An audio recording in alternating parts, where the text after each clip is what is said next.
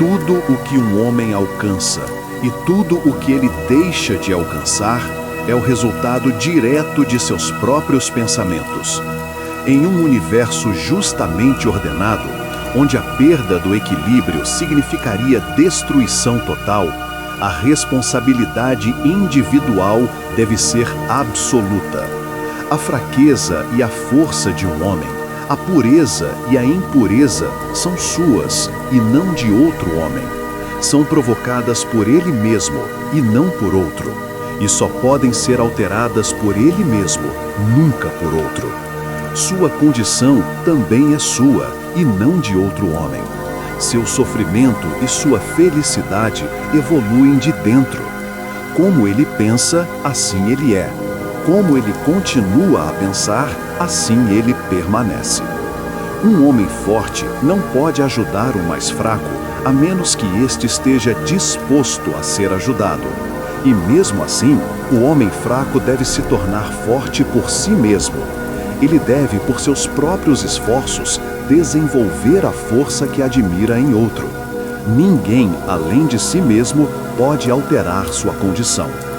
Tem sido comum que os homens pensem e digam: muitos homens são escravos porque um é opressor, odiemos o opressor. Agora, no entanto, há entre um número cada vez maior uma tendência a reverter esse julgamento e dizer: um homem é opressor porque muitos são escravos, desprezemos os escravos.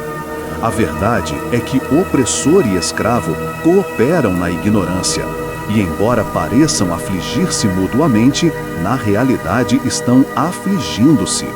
Um conhecimento perfeito percebe a ação da lei na fraqueza do oprimido e no poder mal aplicado do opressor. Um amor perfeito, vendo o sofrimento que ambos os estados acarretam, não condena nenhum dos dois. Uma compaixão perfeita abrange tanto o opressor quanto o oprimido. Aquele que venceu a fraqueza e abandonou todos os pensamentos egoístas não pertence nem ao opressor nem ao oprimido. Ele é livre. Um homem só pode ascender, conquistar e realizar elevando seus pensamentos. Ele só pode permanecer fraco, abjeto e miserável se recusar a elevar seus pensamentos. Antes que um homem possa alcançar qualquer coisa, mesmo em coisas mundanas, ele deve elevar seus pensamentos acima da indulgência animal e servil. Ele não pode, para ter sucesso, abrir mão de toda a animalidade e egoísmo, por qualquer meio. Mas uma parte deles deve, pelo menos, ser sacrificada. Um homem cujo primeiro pensamento é a indulgência bestial não poderia pensar com clareza, nem planejar metodicamente.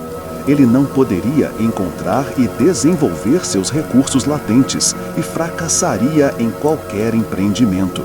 Não tendo começado a controlar seus pensamentos com coragem, não está em posição de controlar os negócios e assumir responsabilidades sérias. Ele não está apto a agir de forma independente e independente, mas ele é limitado apenas pelos pensamentos que escolhe. Tudo o que um homem alcança e tudo o que ele deixa de alcançar é o resultado direto de seus próprios pensamentos.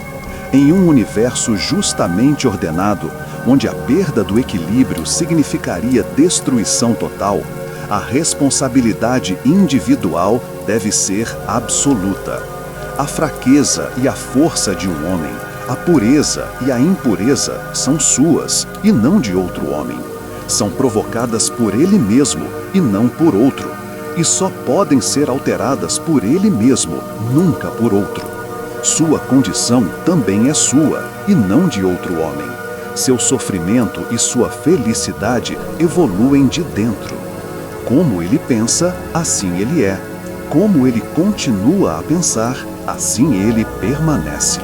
Um homem forte não pode ajudar um mais fraco a menos que este esteja disposto a ser ajudado. E mesmo assim, o homem fraco deve se tornar forte por si mesmo. Ele deve, por seus próprios esforços, desenvolver a força que admira em outro. Ninguém, além de si mesmo, pode alterar sua condição.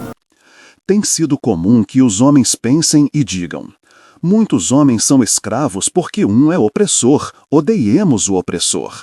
Agora, no entanto, há entre um número cada vez maior uma tendência a reverter esse julgamento e dizer: um homem é opressor porque muitos são escravos, desprezemos os escravos.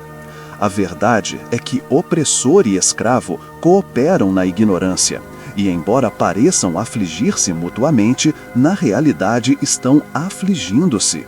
Um conhecimento perfeito percebe a ação da lei na fraqueza do oprimido e no poder mal aplicado do opressor. Um amor perfeito, vendo o sofrimento que ambos os estados acarretam, não condena nenhum dos dois. Uma compaixão perfeita abrange tanto o opressor quanto o oprimido. Aquele que venceu a fraqueza e abandonou todos os pensamentos egoístas não pertence nem ao opressor nem ao oprimido. Ele é livre. Um homem só pode ascender, conquistar e realizar elevando seus pensamentos. Ele só pode permanecer fraco, abjeto e miserável se recusar-se a elevar seus pensamentos. Antes que um homem possa alcançar qualquer coisa, mesmo em coisas mundanas, ele deve elevar seus pensamentos acima da indulgência animal e servil. Ele não pode, para ter sucesso, abrir mão de toda a animalidade e egoísmo, por qualquer meio, mas uma parte deles deve, pelo menos, ser sacrificada. Um homem cujo primeiro pensamento é a indulgência bestial não poderia pensar com clareza, nem planejar metodicamente. Ele não poderia encontrar e desenvolver seus recursos latentes e fracassaria em qualquer empreendimento.